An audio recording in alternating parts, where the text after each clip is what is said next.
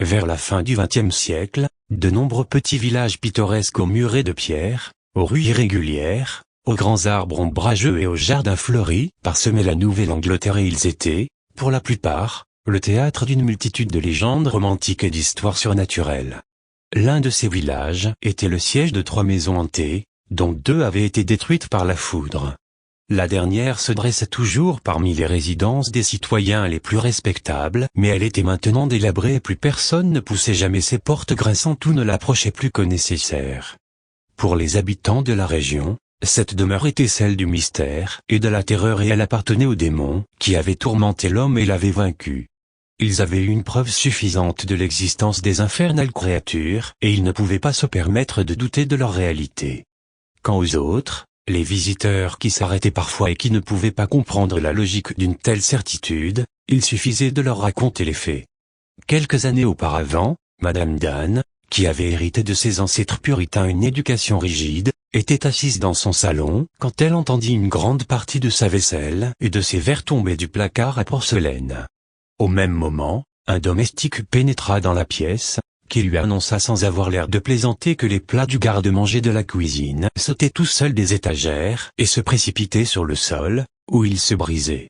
Dans le passé, des incidents inexplicables avaient déjà été observés en certains endroits de la maison, mais rien de comparable ne s'était jamais produit et toutes les dames en furent terrifiées. Une fois toute la vaisselle brisée, comme plus rien ne bougeait, elles commencèrent à ramasser les morceaux de verre et de porcelaine éparpillés sur le plancher, mais brusquement ils leur furent arrachés des mains et violemment lancés à travers la pièce, frappant et tailladant cruellement toutes les personnes présentes. Cette comédie infernale se poursuivit pendant un certain temps, puis il fut décidé de ne plus s'occuper des débris et les manifestations cessèrent. Un peu plus tard dans la journée un serviteur fut envoyé pour balayer la vaisselle cassée, mais à peine avait-il commencé que des morceaux bondirent du plancher pour l'attaquer et il fallut se résoudre, faute de mieux, à tout laisser en l'état. En rentrant du travail, les hommes de la maison se moquèrent des craintes de ces dames et une nouvelle tentative fut faite pour enlever les fragments qui jonchaient le sol, dont le résultat fut plus catastrophique encore. À leur approche, les morceaux semblèrent s'animer d'une vie nouvelle et s'envolant brusquement ils détruisirent les fenêtres, les miroirs, les vases et les peintures, laissant de profondes entailles sur le bois de tous les meubles et sur les tapis. Ils retombèrent ensuite sur le sol, inertes, et tout put être enlevé sans que rien ne s'y oppose. Aucun incident ne fut à déplorer au cours des semaines suivantes puis un soir, à 23 heures, un choc violent réveilla la famille, qui dormait au premier, secouant les murs de fondation de la maison comme un tremblement de terre aurait pu le faire. Le bruit alerta les voisins, qui se précipitèrent vers l'habitation, pour y découvrir un étrange spectacle. Tout le mobilier, les choses fragiles et légères, mais également les meubles lourds et rustiques, étaient lancés à travers les pièces dans la plus sauvage confusion. Les sommiers, les bureaux, les tables, les canapés et les chaises se brisaient sans que personne ne soit visible et il semblait aux spectateurs que ces déchaînements destructeurs étaient l'œuvre des puissances de l'air, qui agissaient ainsi sans raison et sans but, par pure méchanceté. En l'espace de 3 ou 4 heures, tous les biens du ménage, les meubles, la literie, les tapis, les tentures, les tableaux etc., avaient été rendus sans valeur.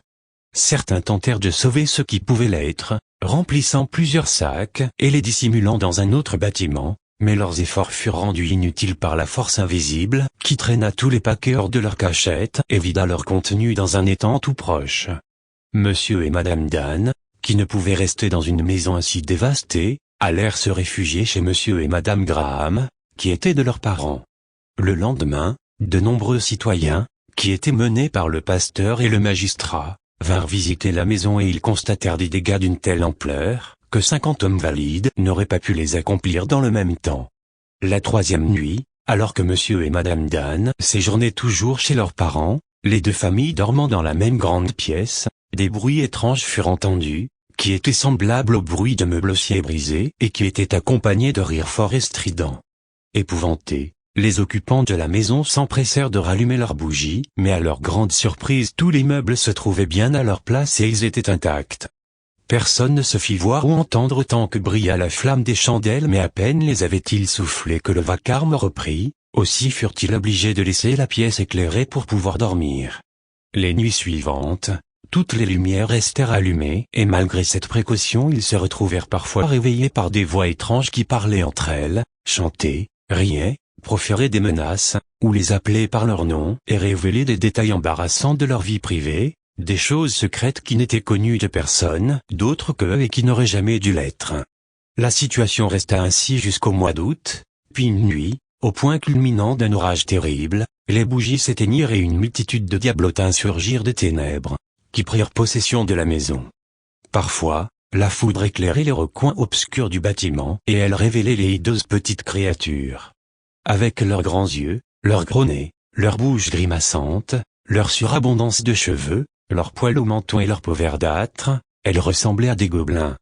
Quand ils se savaient découverts, les monstres riaient sinistrement et ils esquissaient des gestes menaçants. Peut-être étaient-ils fiers de leur laideur car le plus abominable d'entre eux était visiblement leur chef, donnant des ordres et les complétant par d'énormes jurons. Monsieur et Madame Dan, qui estimaient avoir apporté le malheur au Graham, proposèrent alors d'aller chercher asile en un autre endroit, mais un éclat de rire parcourut la foule des indésirables invités et tous les occupants de la maison se retrouvèrent brusquement projetés sur leur lit et entravés par une puissance invisible. L'un des hommes, qui décrivit ses sensations par la suite, déclara qu'il n'avait pas été privé du pouvoir d'agir, mais qu'il avait été retenu par une force monumentale. Alors commença une orgie grossière, qu'aucun mot ne pourrait décrire sans risquer d'offenser l'œil du lecteur. Les témoins expliquèrent qu'à ce moment-là, ils avaient eu l'impression que l'enfer était vide et que tous les diables se trouvaient ici. Soudain, la maison fut éclairée par des lueurs phosphorescentes, qui accentuèrent un peu plus encore la couleur verdâtre des gobelins et qui révélèrent l'obscénité grossière et indescriptible de leurs actes.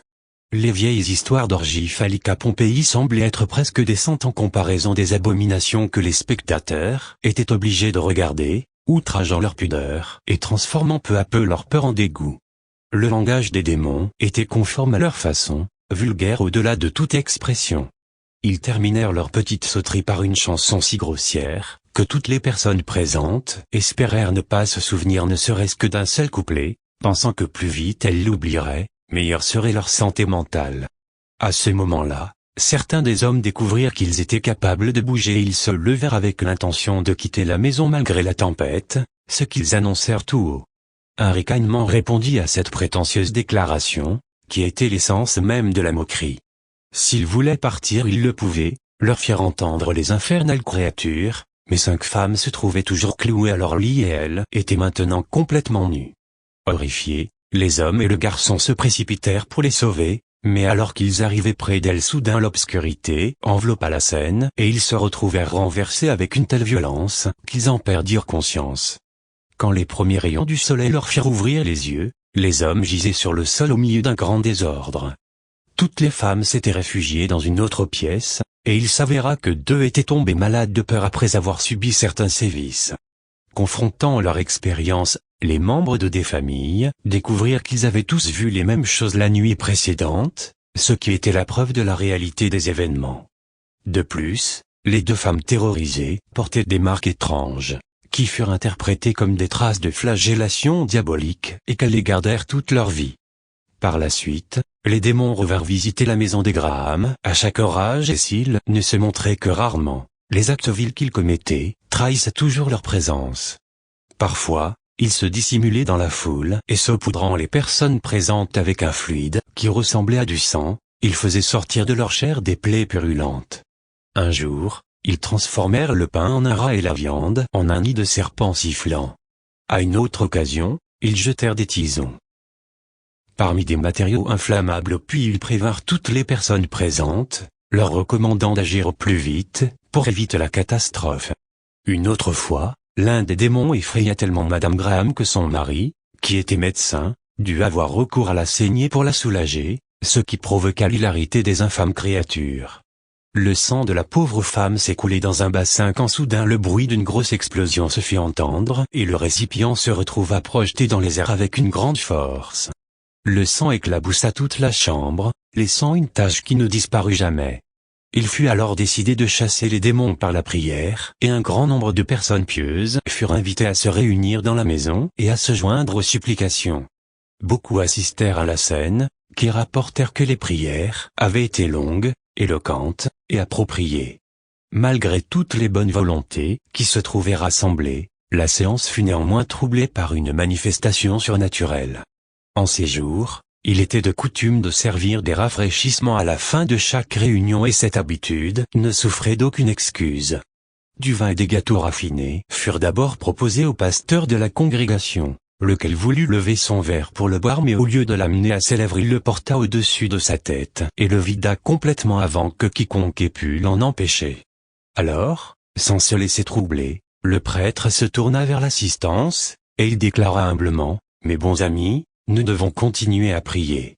La puissance du malin n'a pas encore été repoussée. » En entendant ces mots, tous s'agenouillèrent et recommencèrent à prier. Le prêtre se concentrait sur sa tâche quand soudain il se retrouva renversé sur le sol et toute l'assemblée connut le même sort. Plus aucune prière ne fut dite de la nuit. D'une étrange manière, le vin avait mystérieusement disparu, aussi les invités durent-ils se contenter du gâteau, qu'ils mangèrent sans rien boire. Après cette tentative malheureuse, les manifestations dans la maison des Graham se firent plus violentes encore. Un jour, pendant un orage, d'énormes pierres, dont certaines pesaient entre 3 et 5 kilos, furent lancées à travers les fenêtres et 3 passèrent par la hotte de la grande cheminée. Ce bombardement était si violent que la plupart des tuiles du toit et de nombreuses gouttières furent brisées et durent être remplacées. Plus étrange encore, un rocher déplaça plusieurs briques près de l'ouverture de l'une des cheminées, puis il resta à cet endroit jusqu'à ce que la maison soit détruite. Un savant l'aurait ensuite récupéré pour le conserver comme relique. Au cours de cette tempête, une apparition lumineuse se matérialisa pour dénoncer les atrocités et les meurtres commis par la justice lors des procès pour sorcellerie qui, pendant plus de 100 ans, avaient ensanglanté la Nouvelle-Angleterre. Malheureusement, cette déclaration ne trouva aucun écho parmi la population, qui l'aperçut comme une pitoyable tentative du malin pour défendre ses propres actions. Pourtant, rien n'avait dû être plus agréable au diable que les abominations entreprises pour faire cesser la pratique de la sorcellerie. Un soir du mois de juillet, la foudre frappa la maison de la famille d'Anne, et un incendie éclata immédiatement.